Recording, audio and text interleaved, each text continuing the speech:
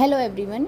बात करते हैं 3 ऑर्गन्स ऑफ गवर्नमेंट की कि वो ऑल इंडिया लेवल पर और स्टेट लेवल पर किस किस तरीके से उनके जो वर्क हैं वो डिवाइडेड हैं। सबसे पहले हम बात करते हैं आपका जुडिशरी के बारे में, जो होती है आपकी न्यायपालिका। अगर हम जुडिशरी की बात करते हैं तो ऑल इंडिया लेवल पे आपका आता है सुप्रीम कोर्ट ऑफ इंडिया, और वहीं अगर हम स्टेट लेवल की बात करते हैं तो उसमें आपका आता है हाई कोर्ट।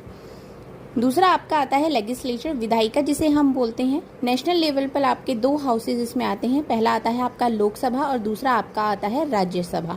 ठीक है। और वहीं अगर हम स्टेट लेवल की बात करते हैं तो हर स्टेट लेवल की एक ही असेंबली होती है, विधानसभा, लेकिन किसी किसी स्टेट में 2 असेंबली भी होती हैं।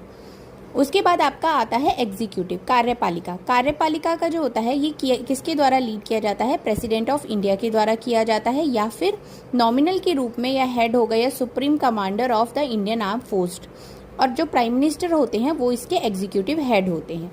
वहीं अगर हम स्टेट गवर्नमेंट की बात करते हैं तो ये गवर्नर के द्वारा लीड किया जाता है, और आपका नॉमिनल हेड होते हैं चीफ मिनिस्टर एग्जीक्यूटिव हेड, और इसमें चीफ मिनिस्टर होते हैं जो एग्जीक्यूटिव हेड होते हैं। वहीं अगर हम फंक्शन एंड रिस्पॉन्सिबिलिटीज़ की बात करते हैं एग्जीक्यूटिव की, तो ऑल इंडिया लेवल पे आता है आपका इसमें डिफेंस, फॉरेन अफेयर्स हो गए, एटॉमिक एनर्जी हो गई, आपकी कम्युनिकेशन हो गए, करेंसी हो गई, इंटर स्टेट कॉमर्स हो गया, आपका एजुकेशन हो गया, फॉर्मुलेशन ऑफ नेशनल पॉलिसीज़ हो गया।